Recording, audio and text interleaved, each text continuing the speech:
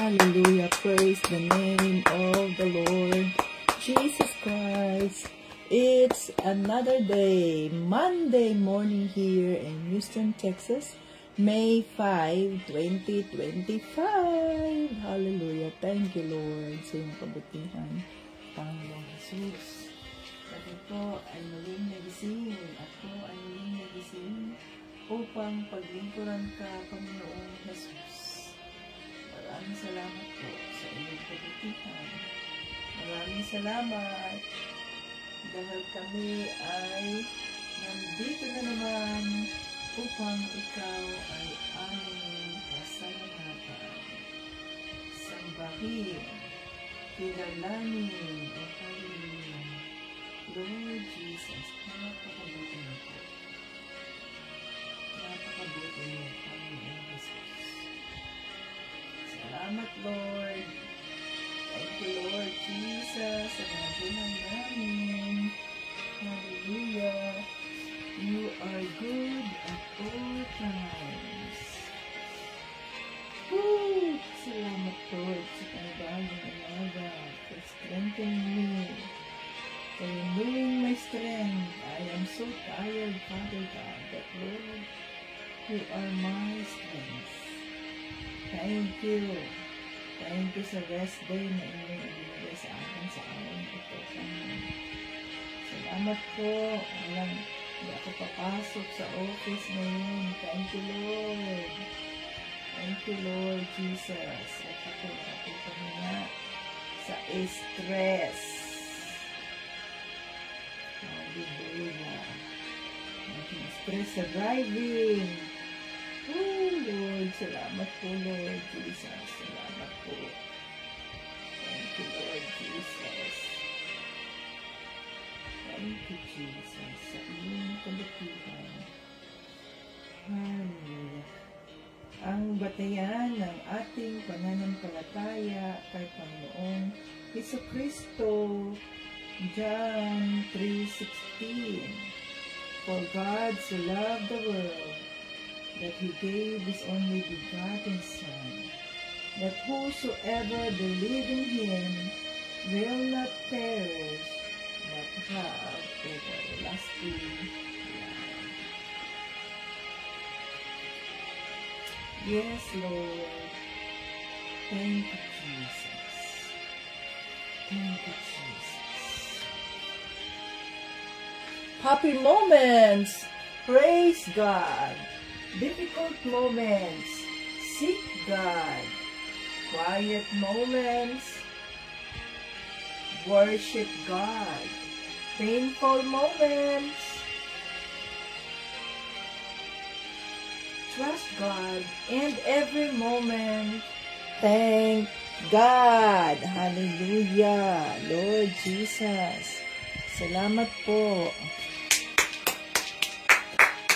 Welcome dito sa ating live. Ngayon ay Lunes. Dali lang. Ayusin ko lang at nakabigla siyang magtapos ang ating music at tayo ay mag-off, mga ka-Team Jesus. Dali lang. Ngayon ay Lunes ng umaga, mga ka-Team Jesus.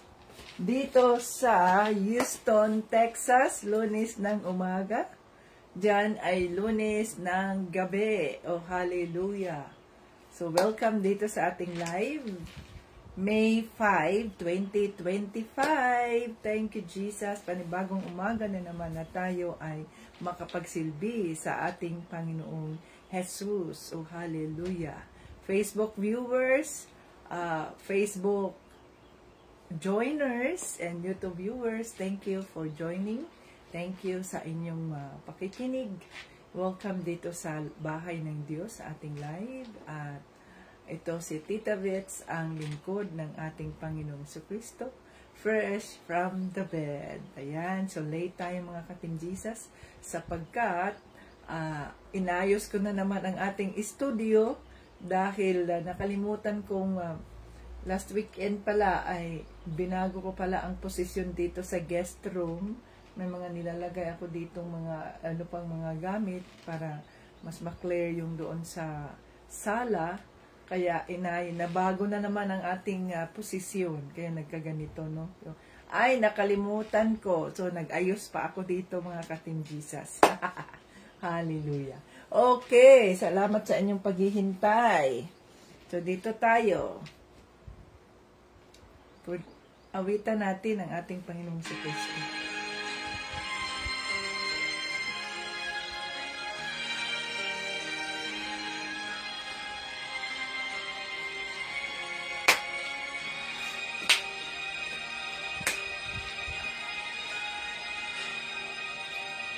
Pagising sa umaga, kay ganda, kay ganda, kay ganda ng mundong ginawa niya. Ngayon ko lang nakita ang ganda ng mundo.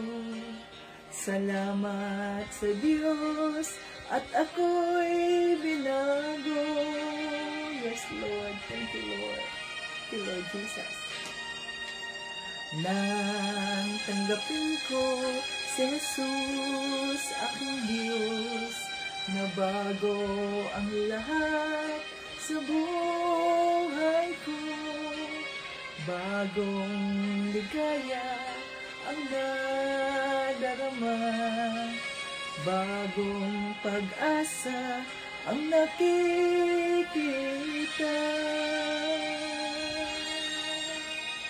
Thank you, Jesus. Lahat ay aking ibibigay pati aking buhay, upang purihin siya.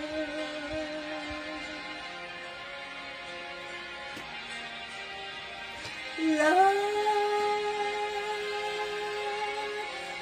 ay aking ibibigay pati aking buhay, upang purihin siya. Hallelujah. Woo! Hallelujah, Lord Jesus. Sinataas na namin. Nag-uumapaw ang aking saya.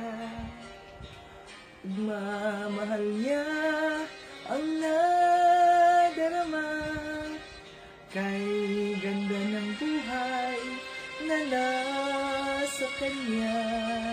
Purihin ang Diyos, purihin si Jesus.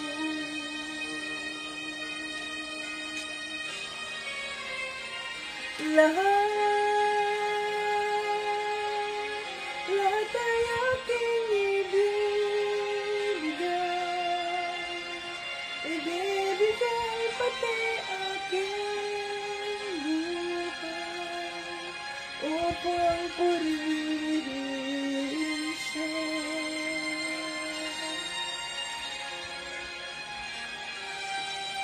Lahat ay aking ibibigay pati aking buhay, upang purihin siya.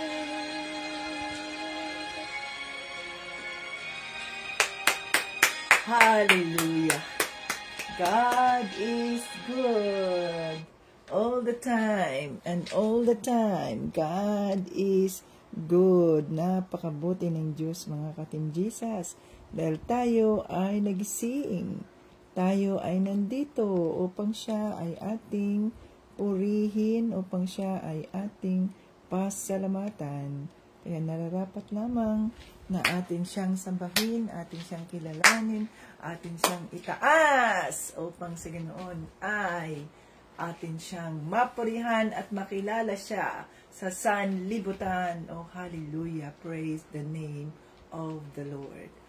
Ayan, hallelujah. Yes, Father God, in the name of Jesus, salamat po At kami ay nandito na naman upang ikaw ay aming kilalanin, upang ipataas ang iyong pangalan, ang pangalan ng iyong anak na si Jesus. Salamat, Banal na Espiritu, at kami ay nagising at iningatan mo kami sa mga oras na kami ay tulog. Maraming salamat po sa iyong billions of angels na nag-iingat sa amin, maging aming mga pamilya sa Pilipinas. Oh, hallelujah. Thank you, Lord Jesus. Thank you, Lord Jesus. Oh, hallelujah. Linisin mo ang aming mga isipan, ang aming mga puso. We renew our mind, we renew our hearts. Father, in the name of Jesus and by the blood of Jesus. Oh, hallelujah. You are good at all times. Yes, Lord. Patawarin mo kami sa aming mga nagawang kasalanan. At pinapatawa din namin ang mga taong nagkasala sa aming Panginoon.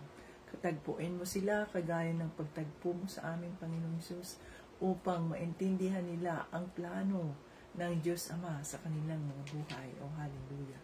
We welcome the Holy Spirit. Ang sabi mo sa iyong salita, Panginoon Jesus, 2 or 3 gathered in your name, you are in their midst. So 2 or 3 gathered in your name, you are in our midst. At yun ay aming pinaniniwalaan. Kaya we welcome the Holy Spirit in our midst today. Let's welcome the Holy Spirit. Come, Holy Spirit, I need you now. I need your anointing, come in your power. I love you, Holy Spirit.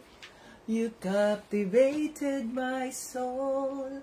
And every day, I learn to love you more. Come, Holy Spirit, I need you now. I need your anointing, come in your power. I love you, Holy Spirit.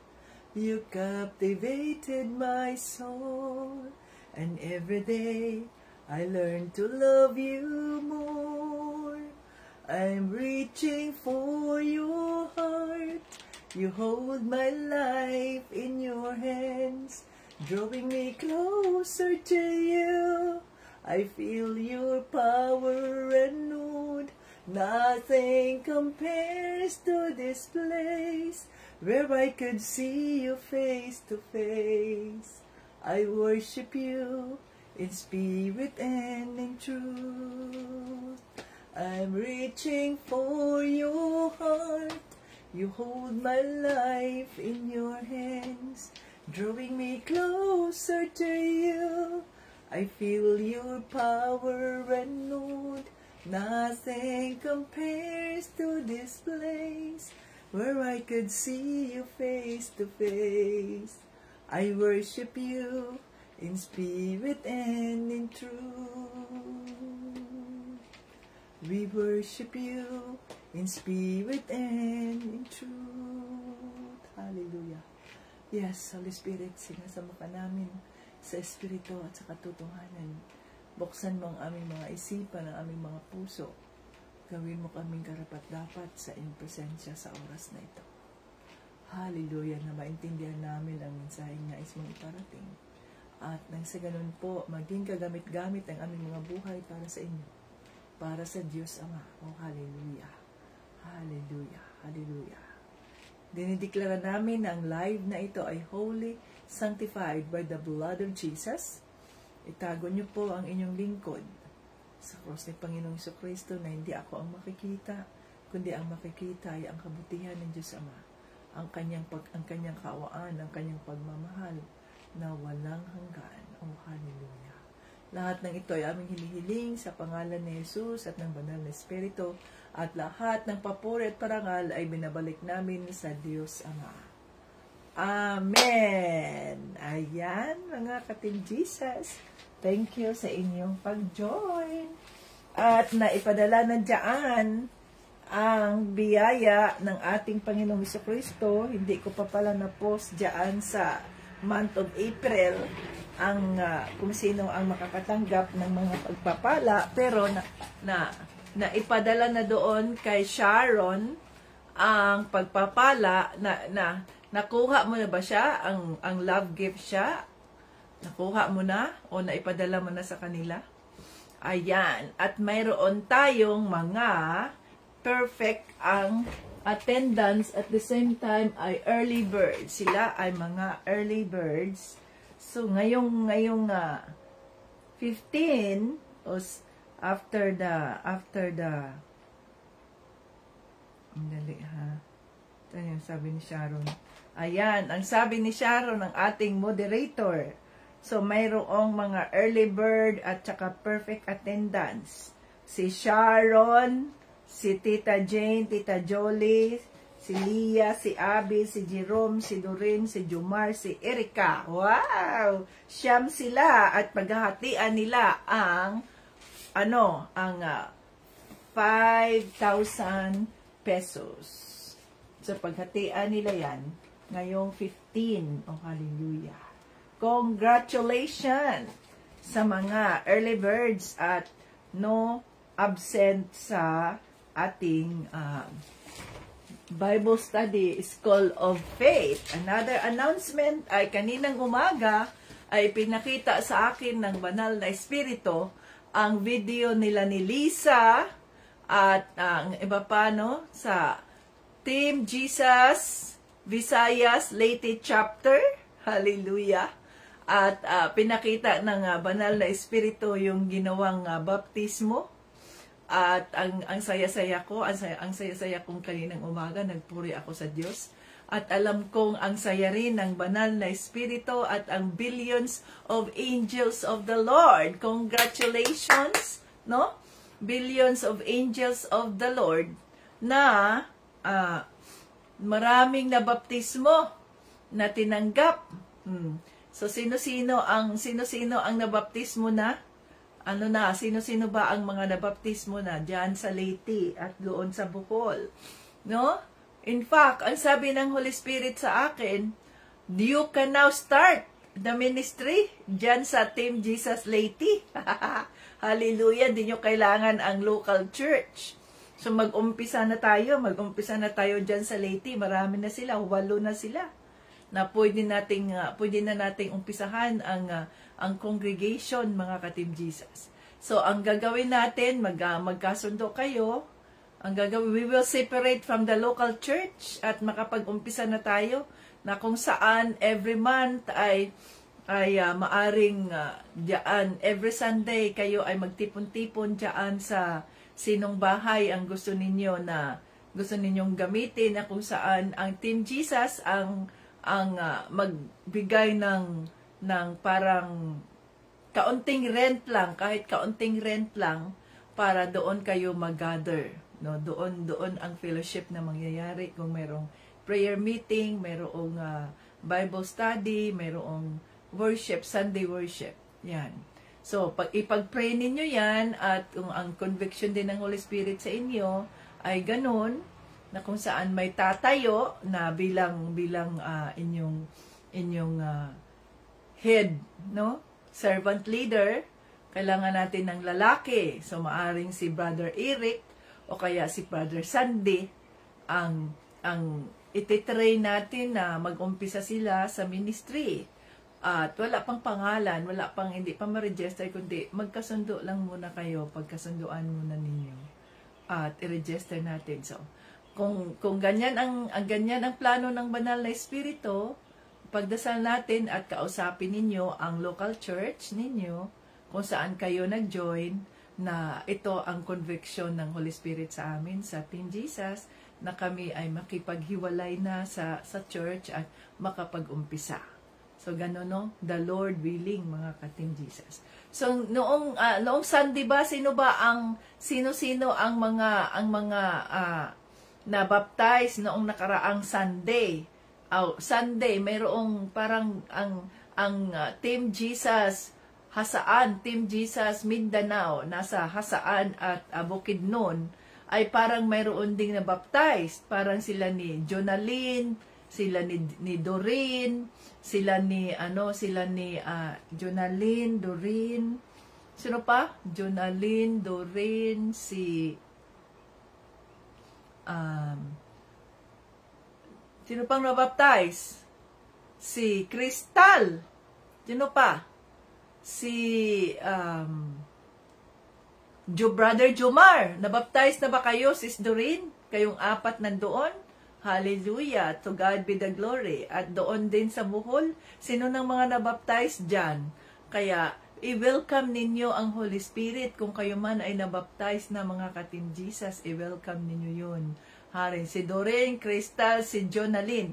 Bakit si Brother Jomar, hindi siya wala po? Bakit wala? Nangyari kay Brother Jomar at siya ay wala? Okay. Yan ay isang malaking pribilehiyo na mayroong ginamit ang Panginoon sa inyo, sa local church, nang sa ganoon kayo ay mabaptismo. Bakit wala? Wala si Jomar, sis Doreen. Anong nangyari kay Brother Jomar? Okay. So, dito tayo, kahapon o last Sunday, ay tinuruan tayo ng banal na espiritu tungkol sa uri ng pamumuhay mayroon tayo bilang mga enlightened, no? Bilang mga enlightened. Kaming lahat, ay sila Sis Evelyn, lahat na sila ay ay nabaptize na, Sis Evelyn, Sis Angeline, sino pa? Si Sis Teresita, o si Michelle. So, 4 sila doon sa Bohol. Praise God. At sila ay nabaptize na. Hallelujah. To God be the glory. Thank you, Jesus. Another thing, yung noong nakaraang congratulations sa mga nabaptize na mga ka-Team Jesus. So, you are now complete. You are sealed by the promise of God, and that is the Holy Spirit in you. Kaya dapat ay gamitin natin, no? I-welcome natin ang Holy Spirit. Kaya nga, ang sabi dito kahapon sa salita ng Diyos ay huwag tayong magpakalasing sa mga alak, kundi magpakalasing tayo sa presensya ng banal na Espiritu. Kayo bilang mga mananampalataya at mayroon ng silyo. Silyado na kayo ng banal na Espiritu, mga ka-Team Jesus. So bilang mga silyado ng banal na Espiritu, let us welcome the Holy Spirit in us. I-welcome natin ang banal na Espiritu sa ating mga buhay. Kaya kailangan tayong magpuspos, kailangan tayong magpuri sa Diyos, magpray tayo in spirit. We welcome the Holy Spirit, the gifts of the Spirit ang ating i-welcome dahil tayo ay baptized na. Yan ang pangako ng Diyos Ama. Sa makatuwid paniniwalaan natin yan, tayuan natin yan. The Holy Spirit is upon me now. I am welcoming the Holy Spirit. Holy Spirit, we welcome you. Holy Spirit, I welcome you in my heart. Live in my heart and give me the gift that you want me to use for your purpose. So i-acknowledge mo na ang Holy Spirit. Hingin mo sa Holy Spirit anong plano ng Diyos Ama sa buhay mo. Kung ikaw ba ay maging teacher, preacher, kung ikaw ba ay maging song leader. Kasi dyan, halimbawa sa Team Jesus, Leyte, marami na sila. 8 yata sila. So, pwede nang mayroon ng as the Holy Spirit leads, no? Kung sino ang maging servant leader nila dyan, na lalaki. Tapos mayroong assistant, yun, no? Tapos mayroong song leader, praise and worship minister. So, silang lahat dyan ay magkakaroon ng specific assignment. Tapos, physical arrangement, no? Sino ang servant leader dyan? Siya ang head. Ang ganito, tapos meron silang tinatawag na finance officer. Ayan. So, kung mabibigyan lahat ng assignment ang bawat isa. Kasi ganon ang pag-uumpisa ng ministry. No, ganon ang pag-uumpisa ng ministry. To God be the glory in God's perfect time, mga ka-Team Jesus. So, mangyayari yan. Dahil ang sabi ng Holy Spirit sa akin, yan, umpisahan na nila ang ministry doon sa Leyte. Na magiging separated kayo sa local church. Yan ang revelation ng Holy Spirit sa akin. Nasa sa inyo yan. Kung tatanggapin ninyo yan, it is your choice. But yun ang sabi ng Holy Spirit sa akin. Kaya Nasa sa inyo yan. Ipagdasal ninyo yan. Team Jesus Lady. Panindigan ninyo kung sino ang ano ang plano ng Holy Spirit diyan sa inyo dahil nandoon siya sa inyong kalagitnaan. O hallelujah. At nang gumising ako kaninang umaga pala, ay ipinakita ng Diyos sa akin ang reflection ni Brother Sandy. So yung reflection ni Brother Sandy ay isa yun sa masasabi nating tiyak, no? At doon siya kinausap ng banal na espiritu. Sa halip na siya ay maglasing sa alak, ay maglasing siya sa presensya ng banal na espiritu. O hallelujah, to God be the glory. Kaya pinakita ng banal na espiritu sa akin yung reflection ni Brother Sandy, at siya ang pinili ng banal na espiritu na makatanggap ng pagpapala para sa buwan ng May. Kaya Sharon, ilagay mo yan dyan siya, i-take note mo yan dyan siya sa iyong attendance siya, no? So, asa na ang iyong notebook siya na mayroon tayo ditong, ang iyong class record siya. Class record. Okay. So, yan, magpakalasing tayo sa presensya. Ano ang sabi dito? Huwag kayong maglasing. Ito ay nasa Efeso chapter 5, verse 18. Huwag kayong maglalasing dahil nakasisira ito ng maayos na pamumuhay. Sa halip, no? Sa halip, hayaan ninyong mapuspos kayo ng banal na espiritu. Sa pagtitipon nyo, umawit kayo ng mga salmo, himno, at iba pang mga awiting espiritual. Buong puso kayong umawit at magpuri sa Panginoon. Hallelujah. Lagi kayong magpasalamat sa Diyos sa lahat ng bagay bilang mananampalataya ng ating Panginoong Jesucristo. Ayan, to God be the glory. Kaya doon tayo magpakalasing sa presensya ng banal na espiritu, lalo na natapos na tayo, tapos na ang seremonya ng baptism. At nasa atin yan kung ito ba ay ating paniniwalaan na ang banal na espiritu ay nasa sa atin na, sa makatuwid, kung ang banal na espiritu ay nasa sa atin na, ay patayin na natin yung ating laman. Nang sa ganoon ay hindi tayo matukso. O hallelujah. To God be the glory. So, dito tayo, ang aral sa mga mag-asawa. Wala, aral sa mga mag-asawa. Baka ma-rebuke Israel na naman tayo nito. Aral sa mag-asawa. Okay, late tayo, no? Kaya, ngayon ay 5:25. Aral sa mga mag-asawa. Efeso chapter 5 verses 21 to 33. Okay, so Sharon, noong last April, Sharon, mayroon bang nag-spiritual birthday last April? Spiritual birthday? So, si Tita Vits ay nag-spiritual birthday last April. So, ako dapat ay mayroong love gift, Sharon. Hindi mo ako sinama dyan, Sharon, sa love gift. Tapos, sino ba ang ating couples na sa pamamagitan ng Team Jesus ay ipinakasal sila?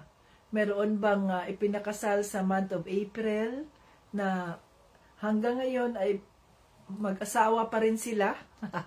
At sila ay nabaptismo sa tubig? Meron ba, Sharon? Excuse me. No? So, dahil si Brother Sandy at saka si Brother Sandy at saka si Sister Lisa ay nabaptismo na sila sa tubig, Sharon, sa makatuwid, yung kanilang love gift na sa wedding nila, ay pwede na natin yung ma-release. So, i-release natin yun by 15, Sharon, by 15. I-release natin yun, di ba? Sino ba yung na-hold ang kanilang spiritual birthday dahil hindi pa sila nabaptismo, Sharon? So, sino yung mayroong spiritual birthday na na-hold? At kung kayo ay nabaptismo na, ay i-release natin yung yung love gift para sa birthday birthday love gift spiritual. Kung sino yung Sharon, na kung nabaptismo na siya, no, i-release natin yung Sharon. Okay, hallelujah. So, dito tayo.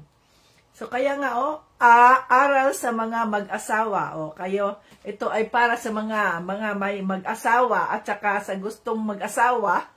Dapat may alam na kayo kung anong ibig sabihin nito. Okay. Magpasakop kayo sa isa't isa bilang paggalang kay Kristo. Mga babae, magpasakop kayo sa inyong asawa gaya ng pagpapasakop nyo sa Panginoon. Sapagkat ang lalaki ang siyang ulo ng kanyang asawa, tulad ni Kristo na ulo ng iglesia na kanyang katawan at siyang tagapagligtas nito. Kaya kung paanong napasakop ang iglesia kay Kristo, dapat ding mapasakop ang mga babae sa asawa nila sa lahat ng bagay. Okay, mga ka-Team Jesus, shout out dyan, mga babaeng asawa. Magpasakop sa lahat ng bagay. O yan, hindi galing yan kay Tita Betsa, galing yan sa salita ng Diyos. Magpasakop sa lahat ng bagay. Okay? 25. Mga lalaki. Ito naman ay para sa mga lalaki. Mga lalaking asawa. Mahalin ninyo ang inyong asawa tulad ng pagmamahal ni Kristo sa kanyang iglesia. Inihandog niya ang kanyang sarili para sa iglesia upang maging banal ito matapos linisin sa pamamagitan ng bautismo sa tubig at ng salita ng Diyos. Nabanggit na naman dito, mga ka-Team Jesus, ang bautismo sa tubig. Sa tubig at ng salita ng Diyos. Ginawa niya ito para maiharap niya sa kanyang sarili ang iglesia na maluwalhati, banal, walang kapintasan at walang anumang bahid o dungis. Kaya dapat mahalin ng lalaki ang asawa niya tulad ng pagmamahal niya sa kanyang sarili. Mga lalaki, tulad ng pagmamahal niya sa kanyang sarili. Sana kayo dyan, mga lalaki nating asawa. Shout out kayo dyan. Sapagkat ang nagmamahal sa kanyang asawa ay nagmamahal sa kanyang sarili. Walang taong nasusuklam sa sariling katawan. Sa halip, pinapakain niya ito at inaalagaan. Ganito rin ang ginagawa ni Kristo sa atin dahil bahagi tayo ng kanyang katawan na tinatawag na iglesia. Sinasabi sa kasulatan, iiwan ng lalaki ang kanyang ama't ina at makikipag-isa sa kanyang asawa at silang dalawa ay magiging isa. Kamangha-mangha itong malalim na katotohanan na ipinahayag ng Diyos. Isinasalarawan nito ang ugnayan ni Kristo at ng iglesia niya. Kaya kayong mga lalaki, mahalin ninyo ang inyong asawa gaya ng pagmamahal ninyo sa inyong sarili, at kayong mga babae, igalang nyo ang inyong asawa. Hallelujah, Holy Spirit. Maraming salamat po sa iyong mga salita. Tulungan mo kami na maintindihan namin ang mensaheng nais mong iparating. At ito po ay aming magagamit sa araw-araw na kami ay nakikisalumuha sa aming kapwa, lalo na po sa aming relasyon sa aming mga asawang lalaki, aming asawang babae. Maraming salamat po. In Jesus' name, Amen. Okay, mga ka-Team Jesus. Sino ngayon dito ang na-rebuke? Simple ang mensahe ng banal na espiritu kung ang banal na espiritu ay nasa atin. So para sa mga single woman dyan at single ladies at saka single gentleman, single ladies, tandaan ninyo ito kung gusto man ninyong mag-asawa, no? Kung hindi, kung halimbawa, kung ikaw ay lalaki at hindi mo kayang mahalin yung babae na yan, kagaya ng pagmamahal mo sa iyong sarili, di wag mo siyang galawin, wag kayong mag-asawa. Minsan kasi, nagiging mag-asawa tuloy, na parang nabigla na magpakasal sapagkat nagalaw na ang babae at nabuntis na at ayun na at kailangan na pakasalan. Hindi ba yun bang as the Holy Spirit leads na pinagdadasal kayo, pinagdadasal ninyo kung ang mga dalaga, halimbawa sa church, kung nasa church kayo, meron silang tinatawag na virginity covenant, no? Yung mga lalaki, mayroon din sila. Yung mga babae, mayroon din sila. Na kung saan, hanggat sila ay dalaga, may binibigay sa kanila. Dito, halimbawa, sa church, may ibinibigay sa kanila na parang ring. Ring of virginity. Yun.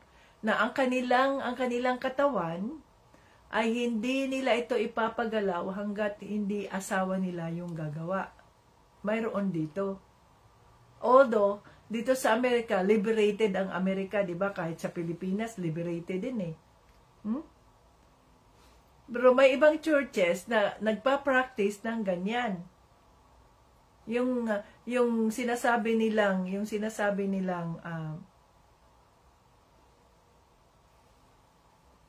virginity ng lalaki at ng babae. So hindi magagalaw ang katawan hanggat itong babaeng ito ang kanyang napangasawa, itong lalaking ito ang kanyang napangasawa. So ang nangyayari diyan, halimbawa kung mag-boyfriend na sila at pareho silang Kristiyano, ay pinipigilan nila yung mga sarili nila at pinagdadasal nila yung bawat isa na kung sila man ay para sa isa't isa, ay katagpuin sila ng banal na espiritu, no?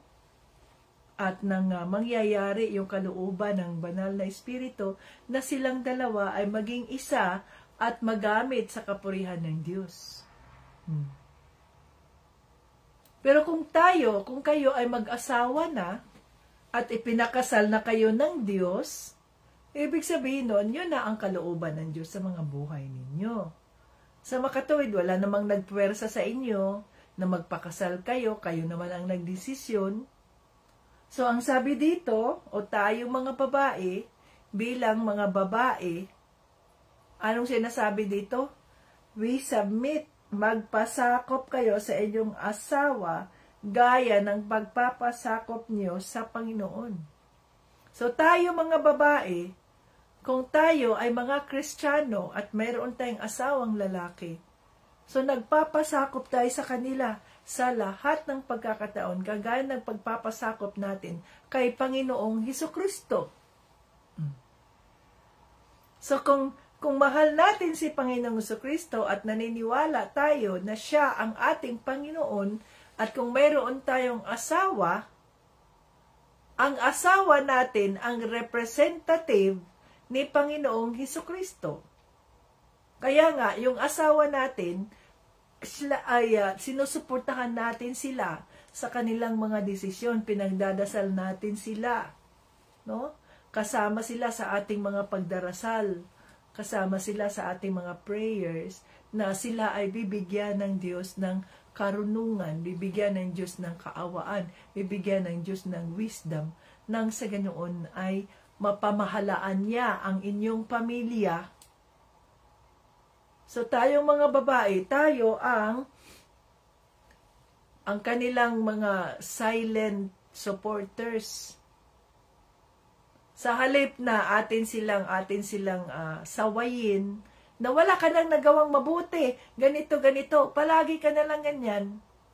So, dapat ay atin silang ipagdasal. I-rebuke natin itong mga masasamang espiritu na pumapasok sa kanilang mga puso, sa kanilang mga isipan, nang sa ganoon ay sa halip na sundin nila ang kanilang laman, ang sundin nila ay ang plano ng Diyos sa mga buhay nila bilang mga ama, bilang mga asawa, bilang pangulo ng isang pamilya. So kung ang inyong mga asawa, you are blessed, kung ang inyong mga asawa ay pareho ng iyong pananampalataya. Yung mga asawa na pareho ang pananampalataya, nagkakagulo pa nga eh. Mayroon pa rin ngang mga challenges sa kanilang pag-aasawa. How much more kung ang iyong asawa ay hindi Kristiyano o kaya hindi kagaya ng iyong pananampalataya? Mahirap. Kaya ikaw bilang Kristiyano, ikaw ang dapat na lumuhod sa trono ng kaawaan ng Diyos. Ipagdasal mo ang iyong asawa. Ibahagi mo sa kanya ang salita ng Diyos, ang pinag-uusapan natin dito. Nang sa ganoon ay habang siya may buhay pa, i-claim ninyo ang kanilang kaligtasan, mga ka-Team Jesus. Nang sa ganoon ay sabay kayong magpuri sa Diyos, magsamba sa Diyos sa espiritu at sa katotohanan at hindi yung mga santo-santo na yan. So kung kayo ay nabaptismo na sa tubig, mga ka-Team Jesus, ibig sabihin nun, tinalikuran na ninyo yung mga santo-santo na yan at hindi na kayo sumasamba ng mga dibulto. Intindihan natin yun, oh. Kasama dito ang pagbaptismo sa tubig, oh, mga ka-Team Jesus, oh. So, mga babae, walang question yan, mga babae. Sa ayaw at sa gusto natin, kailangan na maging gusto natin yon. Taos puso, no? Bukal sa loob, na tayo ay isubmit natin yung mga sarili natin sa ating asawa. Ipagdasal natin sila sa mga bana natin, ipagdasal natin sila, no? Na ang gabay ng banal na espiritu ang mapapa sa kanila sa araw-araw, nang sa ganoon ay magkaroon kayo ng katahimikan sa inyong pamilya, magkaroon kayo ng katiwasayan, magkaroon kayo ng kapayapaan, magkaroon kayo, matanggap ninyo ang mga pagpapala ng ating Panginoong Jesucristo, ang kanyang mga pangako, sapagkat nandoon ang asawang lalaki na siyang head ng inyong pamilya. So kahit sabihin mo man, kahit na ikaw ang mas marunong, ikaw ang may pinag-aralan, ikaw ang magbabae ka, no, hindi pwede, hindi uubra yan sa salita ng Diyos. Ang babae ay kailangang magpasakop sa kanilang asawang lalaki sa lahat ng pagkakataon. Kaya minsan dati nung bago pa kami ni Tito Bryant ay nag-struggle ako dyan. Sabi ko sa inyo, dahil nga, yung nasanay ba ako na dominante ako, ganito, ganyan. Pero ang sabi sa salita ng Diyos, babae, magpasakop ka sa iyong asawa. Kaya by the grace of God, excuse me, by the grace of God, nalampasan ko ang bahagi na yan, ang sitwasyon na yan, at nagpapasakop ako kay Tito Bryant, ano ang iyong desisyon? O ganito, ganon, ano ang iyong desisyon? No? Ipagdasal natin, ang sinasabi naman ni Tito Bryant, ipagdasal natin, sapagkat tanging ang Diyos lamang ang nakakaalam, ipagdasal natin. So, ganun yun, mga ka-Team Jesus. Ang mga lalaki, matindi ang mga sinasabi sa lalaki, mga lalaking asawa, matindi. Sabi niya, mga lalaki dito sa 25, mga lalaki, mahalin ninyo ang inyong asawa tulad ng pagmamahal ni Kristo sa kanyang iglesia. Inhandog niya ang kanyang sarili para sa iglesia upang maging banal ito matapos linisin sa pamamagitan ng bautismo sa tubig at mga salita ng Diyos. Kaya, mahalin, ginawa niya ito para maharap niya sa kanyang sarili ang iglesia na maluwalhati, banal, walang kapintasan at walang anumang bakid o dungis. Kaya dapat mahalin ng lalaki ang asawa niya tulad ng pagmamahal niya sa kanyang sarili. So tayo bilang mga church, bride tayo ni Panginoong Hesukristo, nilinis niya tayo sa pamamagitan ng baptismo sa tubig at sa salita ng Diyos. Nang sa ganoon, tayo ay makikita niya tayo na malinis, no? Ang sabi dito, na maluwalhati, glorified, holy, walang kapintasan, walang anumang bahid na dungis. Ganon tayo, we are the bride of Christ. At kung tayo man ay nakatanggap na kay Panginoong Jesucristo at nagpabaptismo sa tubig at nandito sa atin ang banal na Espiritu, yan ang tinatawag, we are the bride of Christ. So babalik si Panginoong Jesucristo upang kunin niya lahat ang kanyang mga bride, ang kanyang mananampalataya in His perfect time, in God's perfect time. Hallelujah. So mga lalaking asawa, asawang lalaki, tingnan ninyo ang inyong mga asawang babae bilang mga sarili ninyo. Kung sasaktan ninyo ang inyong asawang babae, para na rin sinasaktan ninyo ang inyong mga sarili. Kasusuklaman mo ba ang sarili mo? Kung kinasusuklaman mo yung iyong asawang babae, para na rin kinasusuklaman mo ang iyong sarili. Mga asawang lalaki, asa na kayo? Shout out sa inyo dyan, no? Mga asawang lalaki. Kaya sabi dito sa 31, sinasabi sa kasulatan, iwanan ng lalaki ang kanyang ama't ina at makikipag-isa sa kanyang asawa at silang dalawa ay magiging isa. Kamangha-mangha itong malalim na katotohanang ipinahayag ng Diyos. Isinalarawan nito ang ugnayan ni Kristo at ng iglesia niya. Kaya kayo mga lalaki, mahalin ninyo ang inyong asawa gaya ng pagmamahal ninyo sa inyong sarili, at kayong mga babae, igalang nyo ang inyong asawa. Kaya nga, yung mga lalaki, aalis sila sa poder ng kanilang mga magulang at pakasalan yung babae na mahal niya, nang sa ganoon sila na ay maging isa. So yung lalaki ay hindi na siya, nang siya ikinasal, ang lalaki, hindi na siya buo kung wala ang kanyang asawang babae. Yung asawang babae, yon ang naging kabuuan ng asawang lalaki. Kasi nga, di ba alam natin na si Eva ay nanggaling sa rib ni Adan, di ba? So, itong babae, sabi nga nila, ang babae na pinakasalan mo, siya ang rib na nawala sa'yo, nawala sa lalaki, at kinatagpo kayong dalawa, at yan, naging buo ka na ulit, naging buo na ang lalaki. So, yung mga asawang babae, tayo ang nawalang rib ni Adan, no? At nang tayo ay magkasama, naging buo tayo, pinakasal tayo, so nabuo na ang ating mga asawang lalaki. Tayo ay kabahagi niya. Sa makatuwid, mga lalaki, mahalin ninyo ang inyong mga asawang babae, at tayo mga babae, igalang natin ang ating mga asawang lalaki. Oh, hallelujah.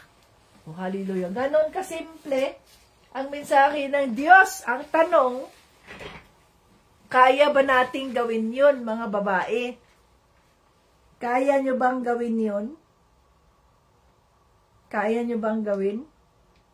Ha?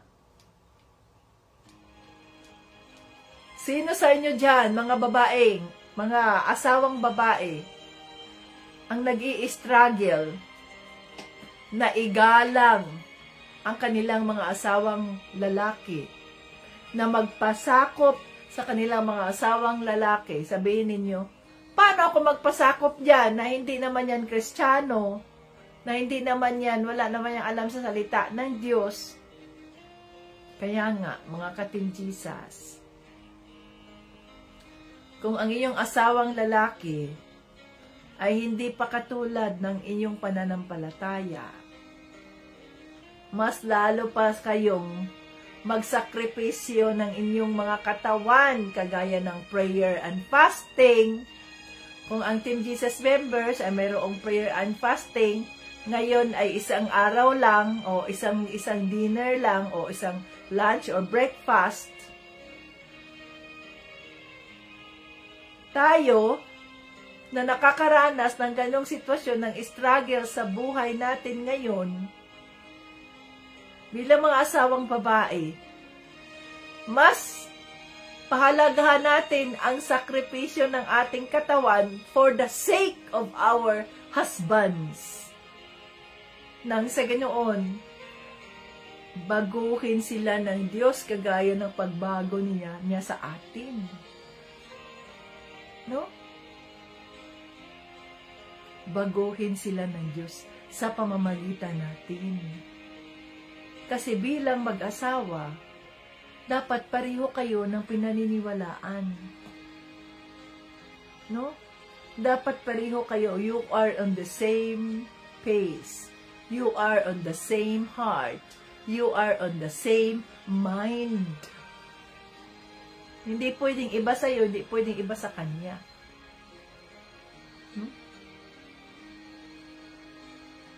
So kung ikaw ay babaeng asawa, at kapag ikaw ay mayroong tendency na maging dominante, dahil ang iyong asawang lalaki ay napakabait, napakabuti, okay, mahinahon, ganyan-ganyan, kaya may tendency ang mga asawang babae na mag-abuso, abusuhin yung mga lalaki. Huwag ninyong gawin yun, mga ka-Team Jesus na babae. Kasi, yan ang nakasaad sa salita ng Diyos. Mga babaeng asawa, irespeto ninyo ang inyong mga asawang lalaki, magpasakop kayo sa kanila. Kung inaabuso natin ang kabutihan ng ating mga asawang lalaki, nagkakasala na tayo mga babae. Nagkakasala na tayo. Bakit? Hindi man yun paggalang sa ating asawang lalaki yung ginagawa natin. No? At kayo naman, kung kayo mga lalaki, at hindi nyo minahal ang inyong mga asawang babae, hinahayaan lang ninyo, no? Nagkahirap-hirap na dyan sa mga gawain sa bahay, ikaw dito, opo-opo ka lang, cellphone ka lang, yung asawa mong babae ay nagkahirap-hirap na dyan, marami kayong anak, naasikaso dito, mayroon pang mga labahin, mayroon pang mga ganyan, hindi kayo makatulong, para na rin pinahihirapan din ninyo, mga sarili ninyo, sapagkat yun ay nasa salita ng Diyos, mahalin mo ang iyong asawang babae, kagaya ng pagmamahal mo sa sarili mo. Diba? So, titingnan natin yung kung tayo mga babaeng asawa, titingnan natin yung ating mga asawang lalaki na siya ang representative ni Panginoong Hesukristo. Kung mahal natin si Panginoong Hesukristo, dapat mahal natin ang ating mga asawa. Yan ang sinasabing, the love of God, na maaring sa kabila ng pagkukulang ng mga asawang lalaki sa atin, mga babae, ay inaalagaan nyo pa rin, pinagdadasal nyo pa rin, no? Bakit? Kasi ang nakikita mo sa kanila, nakikita natin sa kanila, si Panginoong Hesukristo ang nakikita natin sa kanila. Mahal ko si Panginoong Hesukristo, kaya mahal ko ang aking asawa. No? Mahal ko ang aking asawa, kasi mahal ko si Panginoong Kristo. So, ang nakikita natin sa ating mga asawa ay si Jesus. At dahil mahal natin si Jesus, kaya nagpapasakop tayo. Yes, Lord. Nagpapasakop tayo sa ating mga asawang lalaki. No? Iginagalang natin sila. At kung kayo naman ay asawang lalaki, ang nakikita ninyo diyan sa inyong mga asawa ay ang inyong mga sarili. So kung naghihirapan ang inyong mga asawang babae, para na rin nahihirapan din kayo. Kaya kailangan na mahalin ninyo yung mga asawa ninyo, tulungan ninyo, kung ano man ang kanilang mga sitwasyon, tulungan ninyo. Kasi isa na kayo eh. You are one in Christ. So kayo mga lalaki, kailangan tayuan ninyo ang inyong mga posisyon bilang mga pangulo ng tahanan. Kayo dapat ang magdidesisyon para sa inyong pamilya. Samantalang yung inyong asawang babae ay susuporta sila, panalangin nila yung inyong desisyon na ito ay maging kalooban ng Diyos. So kung kayo ay mga single pa na mga babae, ipagdasal ninyo ang lalaking inilalaan ng Diyos para sa inyo, hindi yung gwapo, hindi yung mayaman, hindi yung mga ganito, no? Kundi yung kaloob ng Diyos sa inyo, nang sa ganoon ay sabay kayong dalawa na magsilbi sa Kanya. Kasi ikaw ay Kristiyano, na ipagdasal mo na takpan ng Diyos ang iyong mga mata doon sa mga lalaking hindi Kristiyano. Na makipag-date ka lang sa mga lalaking pareho ng iyong pananampalataya para hindi ka mahirapan. Makipag-date ka ba? Ibig sabihin, hindi makipag-date, punta kayo sa hotel. Kundi ba yung i-allow mo siya na manligaw sa'yo, na mag-fellowship kayo, anbawa kumain sa labas, kaya mamasyal lang sa park, mga ganun ba? Pero dapat alam niya yung restrictions mo, na ang iyong katawan ay banal. Sa makatuwid, dahil banal ang katawan natin, kung tayo pa ay single, ay hindi tayo dapat maki-engage dyan sa premarital sex, sapagkat yan ay fornication.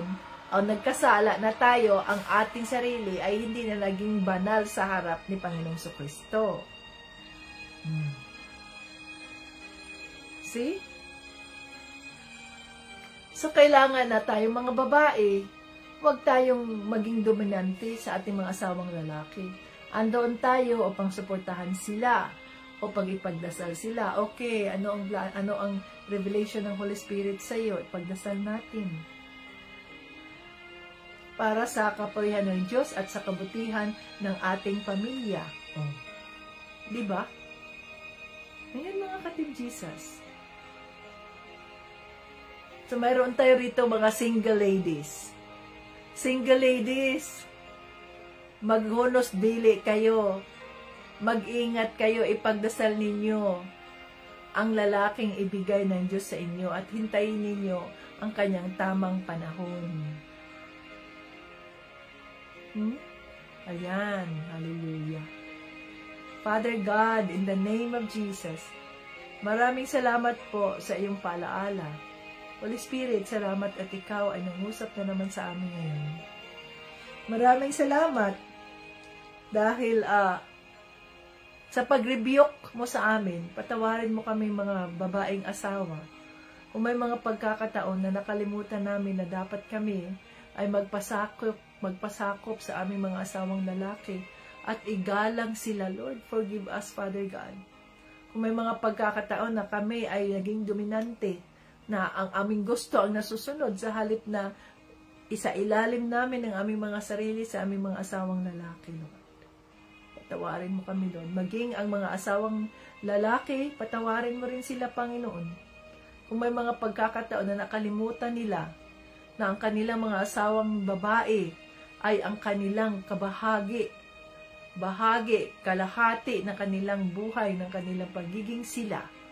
At nakalimutan nila na dapat mahalin nila ang kanilang asawang babae kagaya ng pagmamahal nila sa kanilang sarili. O Lord, maraming salamat, Panginoon Diyos, sa iyong mga salita. Kami bilang may mga asawa, tulungan mo ang bawat mag-asawa, Panginoong Hesus.